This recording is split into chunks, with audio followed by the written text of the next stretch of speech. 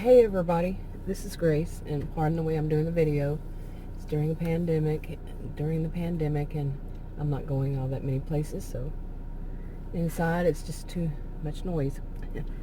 Anyway, along this line, I'm going to talk about in this video when people have a high sense of entitlement. And I'm going to use, it's a narcissistic type of behavior. I'm going to use some examples, just everyday kind of examples at random. But that could be one right there when people say, you need to make your videos somewhere else, or they feel like they're entitled for me to give them something to look at. Now, nobody has said that about that, but I've been making videos for YouTube on my original channel starting around August will be 6 years. And many times I've made videos when I'm driving around, and but I've had a few comments here and there over all these years about what they think they think I should do my videos. I'm like, I can't wait to see yours. Just for people at random. Okay. Now, we all know that there are trolls out there, and trolls are going to say all kinds of things just to try to get at you. And I first was online in anything like you would think of as a social media back in 1990. So I've seen trolls, and people troll other people, and we call them bashers and haters and all kinds of different things along these years. But I want to give some various types of examples, some online, some offline. Okay. Now, I think we've all probably had something like that happen with it could be family, it could be friends, it could be your neighbors. I think there's a commercial out about something like this.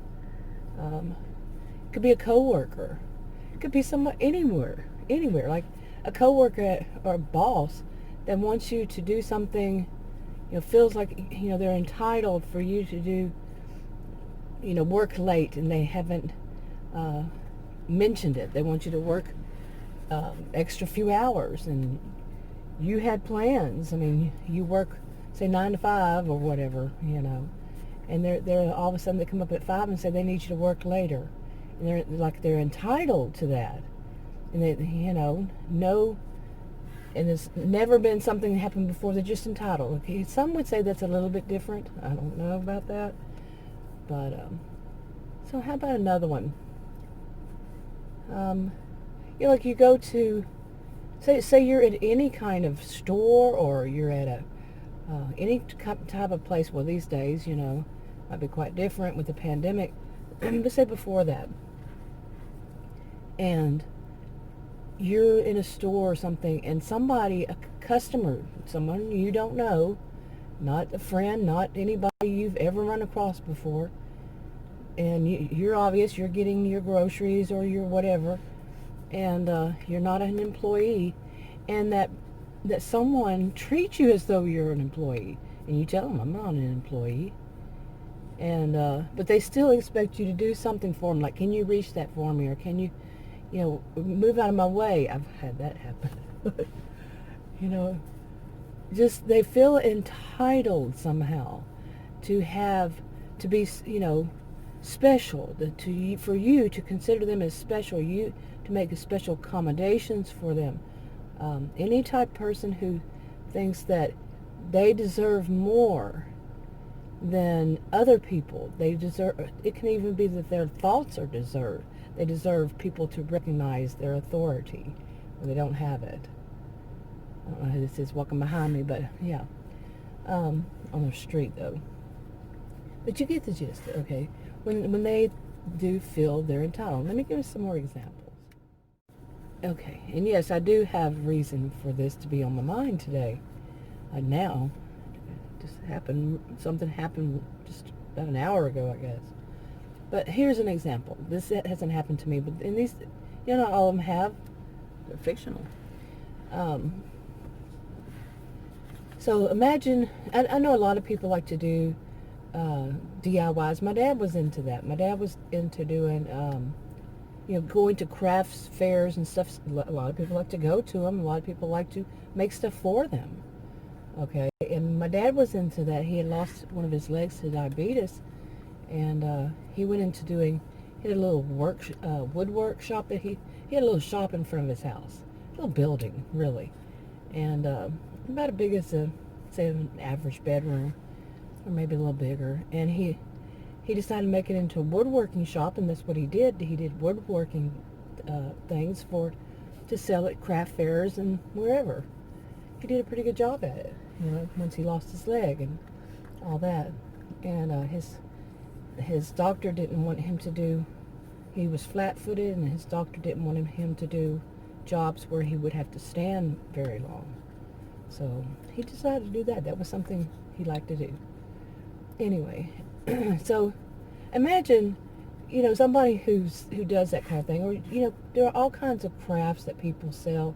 Some people sell, it doesn't have to even be crafts, all kinds of things.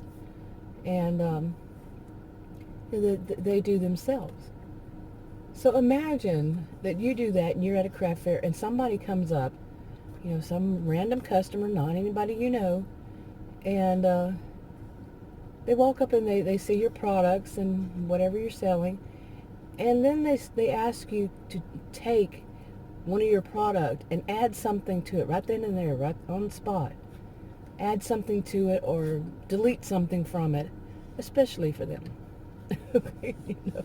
That kind of entitlement. They actually think that you should do that. It could be a box. You have a box of however many in something. You have 5 in this box, and this package you sell 5 of some items, and this one you sell 2 of some items, whatever. It could be that too. And they want you to take one from one of them, open up the package, take one from there, and open up the other one, take one from there, and combine them and sell them that way. And they feel entitled to that. They feel that is your job. These are your own products, it's your own business, you have to do that for them. Yeah. And it can be something, in a variety of ways. And it also can involve people you actually do know. Okay, or a place that you frequent, say a restaurant, and you kind of know the people. Like it happened to me not too long ago, a few years ago. This was before the pandemic, of course. Today is June 26, 2020. So it was before the pandemic and all. And there was a place that I would go to that it was not a big place. It was a small business. And I got to know the people. It had a little restaurant in it, and it was a variety of things. And seriously, it wasn't that big. And, I was a regular, I guess you call it. Somewhat. Maybe once a month. F even then. So anyway, I remember going into it one time, and they had like I said, a little restaurant in it. It wasn't a big place. They sold hamburgers, basically, that kind of thing. And I walked in, and they have a sign on the outside that says grill, that the grill was on, and, or not, depending on if they were cooking that day. And there's certain times, and I walked in, I said, are you, making hamburgers? I was going to get a hamburger or whatever. And they said, yeah, the grill's on. And I said, well, your sign doesn't say, it says it's off. That's why I'm asking. And like I said, I kind of knew these people. This one particular man, he's my age. And he's standing there, and he says, oh, well, will you go over there and turn the sign around for me then? It was kind of like they're, overstepping. Okay, no, I don't work for you. I mean, of course, there's no big deal. But in various ways, his way of being was like that. You see, now it's not like that's no big deal. It's one little thing. But if a person has that kind of behaviors, on a regular basis, it's just a part of their personality. Yeah, you can say, no. Now, you get yourself over there and do your job.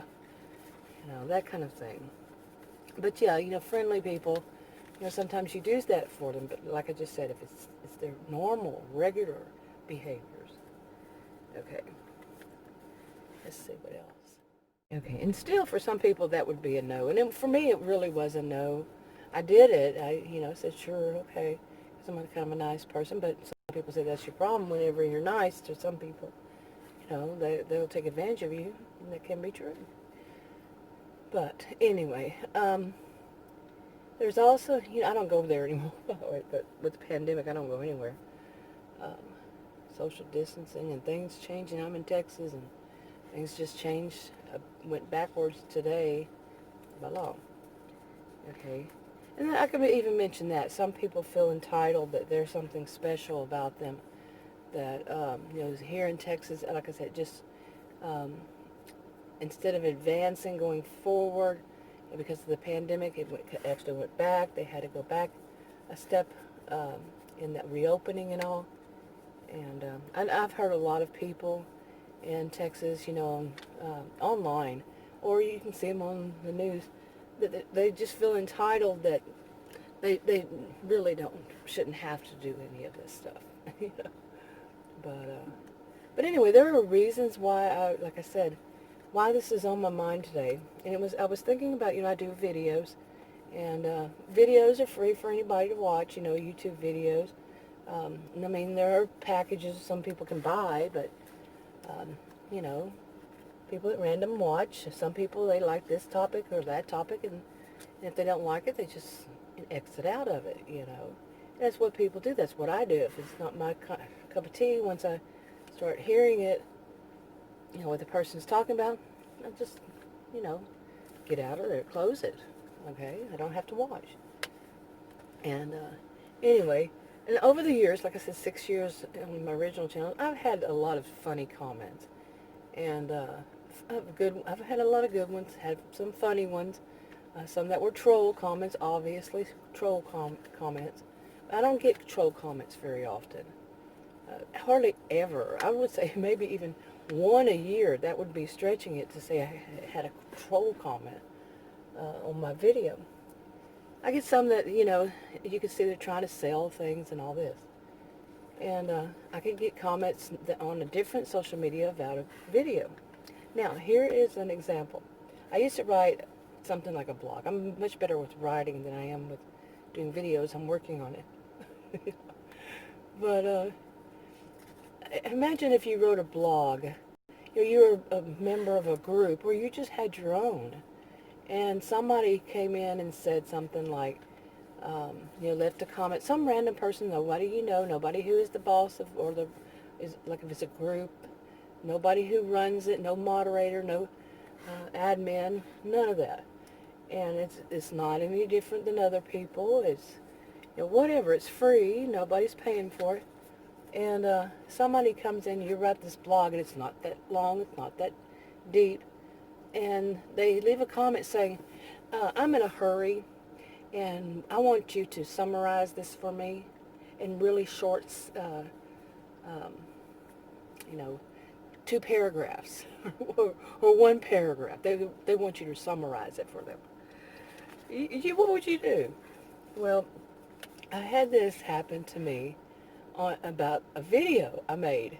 A woman wrote on it, some random stranger, don't even know, wrote that the video was too long. She could see how many minutes it was, and to summarize what she said, is it's too long for her to watch, and she wants me to write a summary about what I have in the video. Now, I've had that before, a comment like that before, and I imagine before my response to that, somebody wanted me to summarize in writing, a video. Now, if I wanted to write something, I would have written it, okay, but it's video, so I'm not wanting to write it out, okay. I mean, to me, logic would, not everybody's logical. So she wanted me to summarize it for her. Well, my response may have been like it was before, if it was before this way, was simple. Block, delete. I well, at first I had to delete her comment, and I blocked her from ever seeing my videos again. No, I'm not playing with your sense of entitlement. I'm not going to play into it. You want somebody to summarize their, that's this, like if somebody said that to, like I was saying, to somebody who writes a blog, summarize it to me in one paragraph, you know. But there are people out there who think that, and I had a comment, something similar to that, that they, yeah, it was something very similar. They just didn't have time to watch, and they wanted me to summarize it in writing. I've actually done a video where it was something like a little bit of a mystery, and I wasn't going to reveal the the person it was about. And this was also just recently, like within the last week or two. And I wasn't going to, disclose the person's name, and all of that. And it was, like I said, like a little mystery. And this person decided she wanted me to disclose that information to her. Okay, no, that's not how it works. The people who feel like they're so powerful and they're owed special, something special from it, whatever the situation is, they're owed this. No, you're not. Since you're watching this video, maybe you're on a group, and I'm not talking about this group in this video, but maybe you're on one, and it could be a group, it could be any kind of social media. I've had my videos shared before on different social media. Yeah. And some people will write, I saw this on this social media or that social media, and my comments on my videos, I have it to where only I can see the comments at first, and if I approve them, then other people can see them. Okay, and I have to prove them first before anybody else sees them. I'm going to say. And I've had comments telling me where they saw my video and so forth. And so yeah. Okay, I got a little distracted. That happens when I'm doing my videos outside. Sometimes it's that especially when it gets hotter, summertime, when it gets too hot and cuts off. But anyway, I'd lost where I was going with that. And I also have trouble with neighbors that like to sit there and say, "What is she doing?" Okay, really. But you get the gist of all this. It's, seriously, some nerve of some people to really believe that you're going to, do extra for them. As if they're entitled to that extra for them. They're too busy, so they want you to take your time and write it out for them. Now, yeah, I know where I was going with this. Say you're on a group, and the group is for this kind of topic, say narcissistic people, to, awareness of narcissistic behaviors or whatever, group, or, something on Twitter or whatever social media. And you're on that, and the people that are on it are people who, have been through narcissistic abuse. And you do a video, some people do videos, some people write stuff out, and somebody on there has that high sense of entitlement and asks that. Yeah, think about it. That's the kind of thing that a narcissistic behavior, and this person is not supposed to be narcissistic, but they're asking for that extra stuff just for them. Especially if it's somebody who runs that whatever. That has I've heard of stories, I've heard people talk about stuff like that, about, like they're on some other social media, and, people who are drawing people into whatever that is are narcissistic. I'm not saying narcissist. I don't know anybody who's been diagnosed, and I'm not diagnosing anybody. But they're drawing people in, saying that they're there for support, for people who have been through whatever, but they're actually people who are drawing men, to, do the same thing to them. So I'm going to go ahead and wrap this up. And no, I will not be writing a summary. The nerve of some people, I'm telling you, sometimes I just have to laugh about it. You know, just the nerve of some people to think that you're going to do some random stranger. It doesn't matter.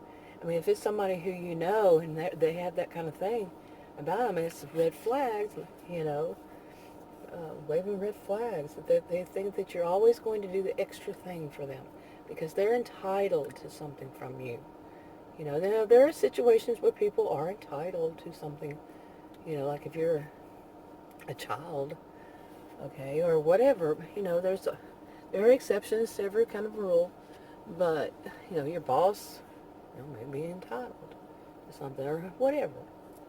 But I'm talking about people you just like random strangers, like I keep saying. Total random strangers. Oh my goodness. Anyway, it was on my mind and I thought I'd do a little video on it. And so a little video? Nope. Like I said, I'm not going to summarize. I'll talk to you on another video. Bye.